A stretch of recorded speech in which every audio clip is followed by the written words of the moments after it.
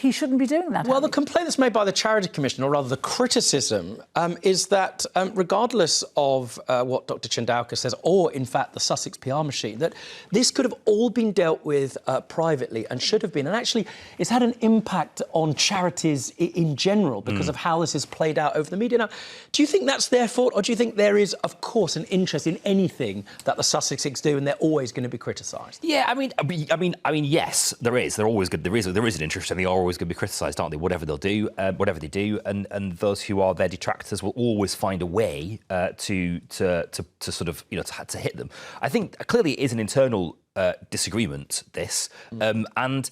You're right, I don't think it meets the threshold for harassment and bullying, and the Charity Commission clearly feel the same way as well. I also have this sort of issue about the charity being sort of squeezed into the machine and the publicity and all that sort of stuff, when this charity exists, really, because of Harry's ability to generate publicity and money for it, and therefore those two things were always going to coexist. In a shocking turn of events that has sent ripples through the charitable world, the Charities Commission's recent investigation into Sentebale has exposed what many are calling a whitewash of epic proportions.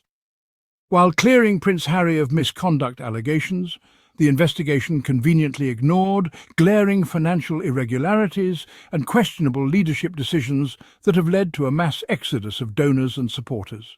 The result? A charity once thriving under royal patronage now faces an uncertain future, having lost over 80% of its income and the unwavering support of the Sussex Squad community. Welcome to Meghan and Harry Tales, hosted by Adrian. Hi there, and I hope you're doing great. Thank you so much for joining me, and a very warm welcome to another episode of Meghan and Harry Tales. Today, we're diving deep into a story that perfectly illustrates the biblical principle found in Proverbs 27:14. He who blesses his friend with a loud voice early in the morning, it will be reckoned a curse to him. Sometimes what appears to be support on the surface can mask deeper issues beneath. Today, the Charities Commission released the findings of their investigation, and after months and months of scrutiny, the only conclusion they reached was that widespread or systematic bullying, harassment or misogyny weren't found. There was simply no evidence of such behaviour. Clearly, they only investigated what Sophie Chandauka accused Prince Harry of doing, but they completely failed to investigate what people accused Sophie Chandauka of doing. The evidence against Chandauka was so apparent and well documented. Sophie requesting a £300,000 salary for a voluntary position, giving contracts to family members. These were incredibly shady practices. Yet the Charity Commission didn't investigate any of these glaring red flags. This selective investigation is precisely why people don't believe these findings represent the full truth. They didn't properly investigate Sophie Chandauka's conduct, which explains why she remains as the charity's chair. As we reflect on this situation, we're reminded of Matthew 7:16. By their fruits you will know them. Do people pick grapes from thorn bushes or figs from thistles? The fruits of this leadership are becoming increasingly clear to all who observe. It's obvious that someone incredibly powerful is orchestrating this entire situation. Most people are speculating it's probably Prince William, given that Iantha Wilson, who remains a trustee at Sentebale, previously worked with Prince William and continues to work with him.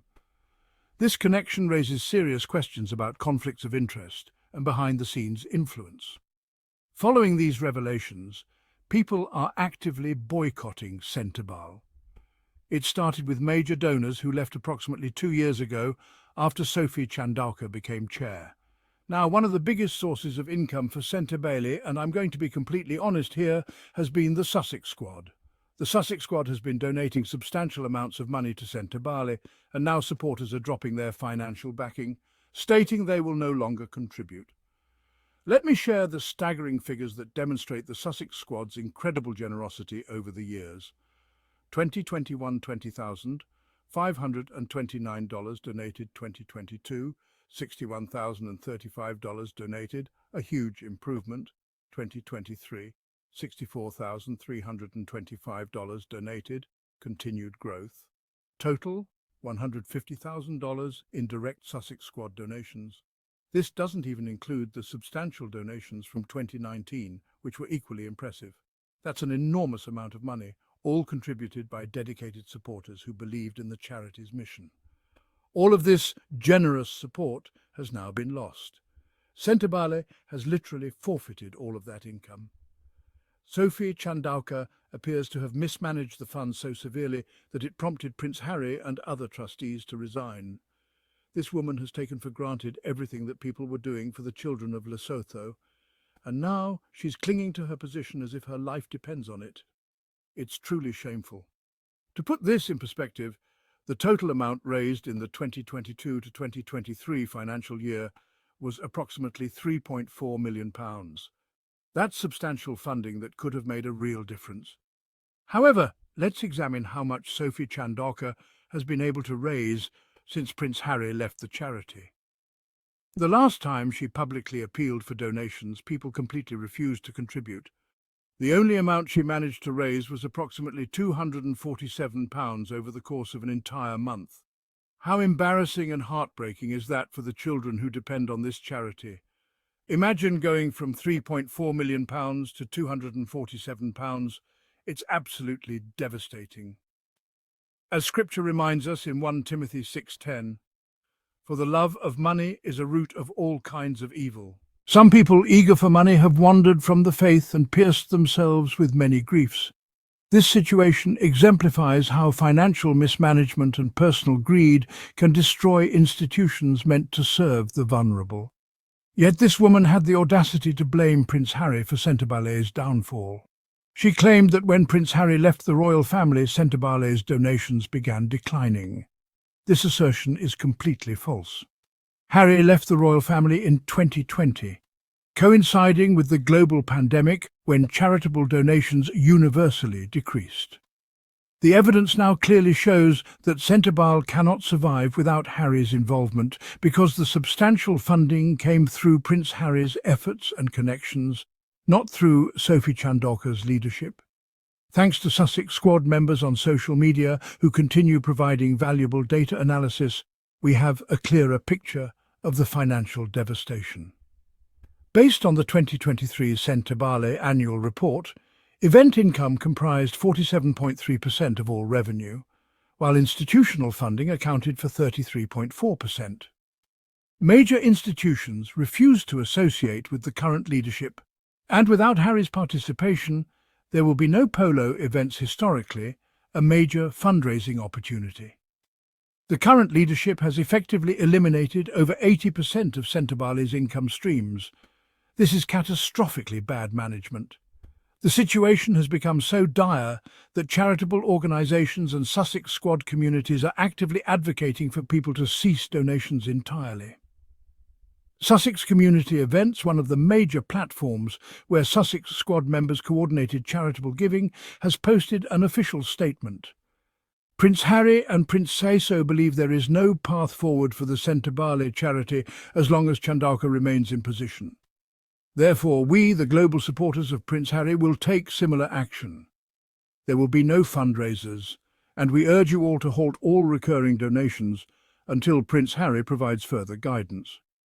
A petition demanding Sophie Chandauka's removal from her position and the reinstatement of the original Sentebale board has already garnered 1,713 signatures. This grassroots movement demonstrates the widespread dissatisfaction with current leadership and the desire for accountability. Sophie Chandauka's financial stewardship raises serious questions about her priorities and competence. According to reports, in just 7 months, she spent £427,497 exclusively on consultants. This woman appears to be either completely reckless with charitable funds or simply doesn't care about the children the organisation is supposed to serve. She seems to prioritise only her own interests. How can the Charity Commission overlook such blatant evidence of mismanagement?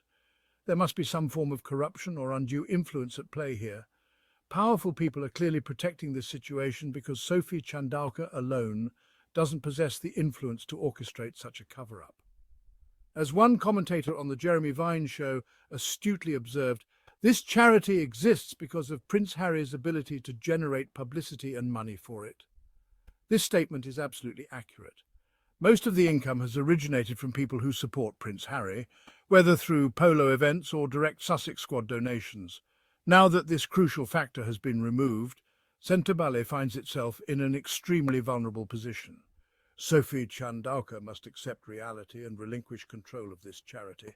She has no viable alternatives remaining. This entire situation is profoundly heartbreaking. The real victims aren't the adults involved in this power struggle. They are the children of Lesotho who depend on Sentebale's support.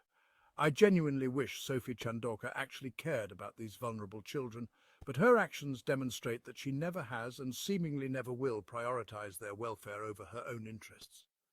The transformation of a once thriving charitable organization into a financially devastated shell of its former self serves as a cautionary tale about the importance of ethical leadership, transparent governance, and genuine commitment to charitable missions rather than personal advancement. This story continues to develop, and the ultimate resolution will determine whether Sentebale can recover its mission and credibility, or whether it will become another casualty of poor leadership and misplaced priorities. What are your thoughts on this developing situation? The evidence speaks for itself, but the human cost those children who desperately need support remains the most important consideration in this entire controversy.